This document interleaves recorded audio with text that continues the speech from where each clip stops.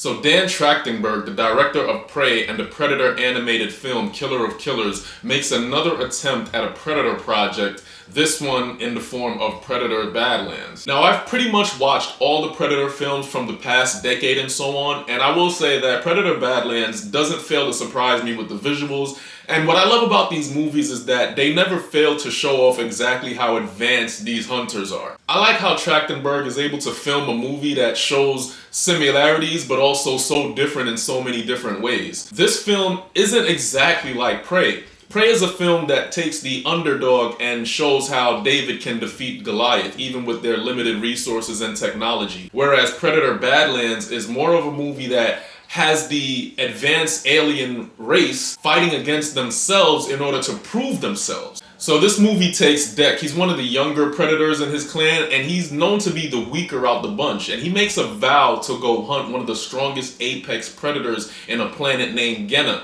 And he takes this vow to prove his worth to his father, who sees him as the weakest, of course. So Dek wants to prove himself to his father. It's all about being the strongest. It's all about showing that he deserves to be a part of this group.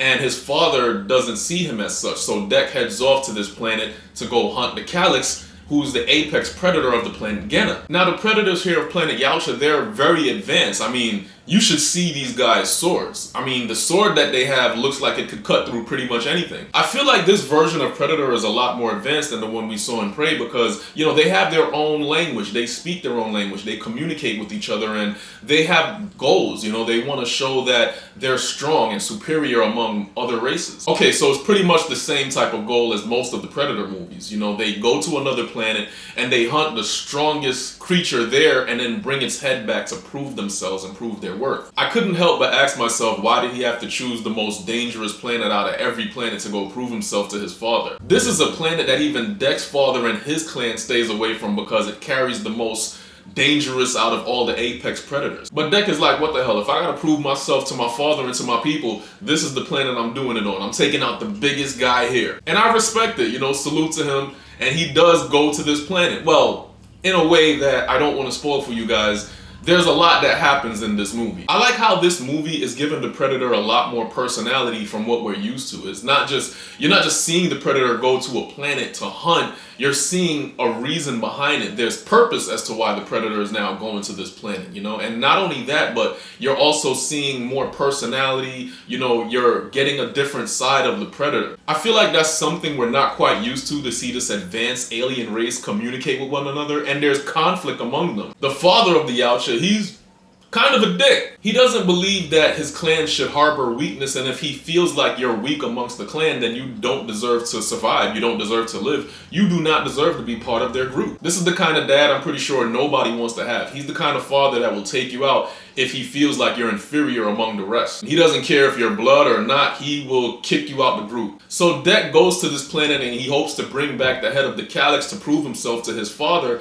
and while he's on this planet, he realizes why this planet was shunned upon his group. Basically, this planet is known as the Death Planet, and everything in this planet is trying to kill you. So while Dek is on this planet, he meets this synthetic robot named Thea, who was also sent there with her group to capture and retrieve the Calyx. So now we have a situation where we have two advanced species that are both advanced in their own way, searching and trying to search and destroy or capture this apex predator. There's a lot I liked about this movie, and I like the fact that no matter how advanced a race seemed to be, there was always one that just seemed even more advanced. And they're both now aiming for the same goal, but only one of them can survive this. So you have the Yautja and the synthetics, and they're both now aiming to capture this beast. Tons of action from the jump, from the start of the movie to almost the finish. It is non-stop action, and the action is great. The fighting, the weapons, all of the battle sequences in this movie come together to make something very enjoyable, and I really did have a great time watching this. I feel like this is a very different tone from the Prey, because in the Prey, you had the Predator who was basically there decimating these humans. And like I said, their technology was more primitive. It was less advanced, you know, whereas they had to find a way to survive this highly advanced Predator. And in this movie, you have the Predator who's advanced going up against another advanced race who's now searching to destroy or capture this beast, which I think it just takes a different tone altogether, but it still makes for a pretty rewarding movie. Watching the Predator actually communicate with beings around him is something I felt like I had to get used to, but within the first half of the movie, I started getting used to it. I was pretty much all set with just hearing him speak his language and reading the dialogue and reading the subtitles on the screen. If you're somebody who don't like reading subtitles, then you might not enjoy this movie because the Predator speaks in his own language and you do have to read the subtitles. And once he meets this AI synthetic robot Thea, it can get a little annoying, the banter between him and her. I felt just as annoyed as he was in the movie. Even in the movie, you could see that,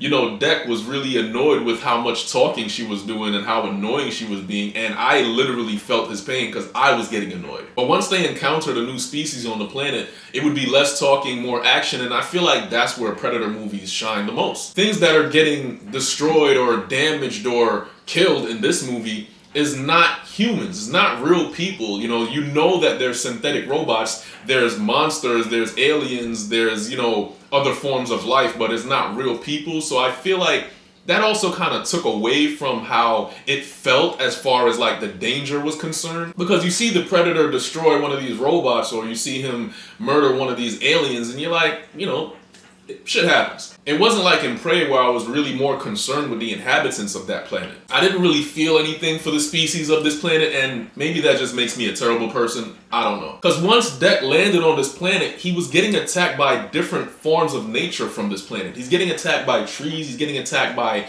the grass, he's getting attacked by things that you really don't care about. It's like, all right, the big bull that's rushing towards him, if he kills him, he kills him. If he dies, he dies. Whereas in Prey, it was like, man, I really hope he doesn't stab this guy. And I guess with them removing humans from this and putting in like other forms of life, you're kind of like, all right, well, now we can just go crazy and do a shitload of killing. And that's why there was so much action in this movie. You're just seeing robots getting dismantled and crushed. You see aliens getting beheaded. And I felt like it's something that you can take a kid to watch and they would enjoy it. And this movie actually has space to grow. There actually can be a continuation from this. And I think that's where Trachtenberg is taking this. And the visuals to this movie is great. You get to see the Predator in all his glory slicing things up with his, dare I say it, anime style blade. And I really had a fun time and I really did enjoy a lot of the action in this movie. There are some emotional scenes at the beginning of the movie, but once you get past most of that and you get into the meat and potatoes of this film,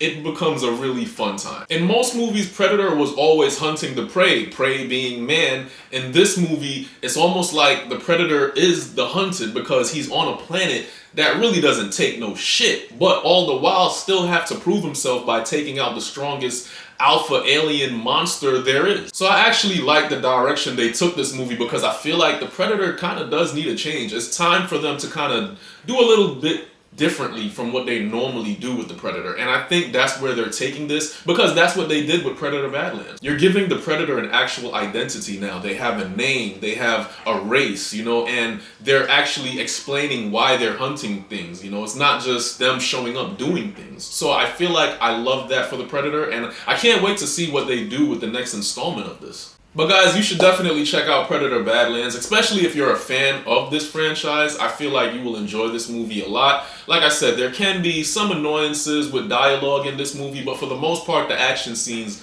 very well make up for this. But hey, did you see Predator Badlands? Let me know what you thought about it in the comments below. Please like and subscribe this video as it'll help grow the channel. And remember, you guys, it isn't cinema if it ain't absolute cinema. Till next time, take care.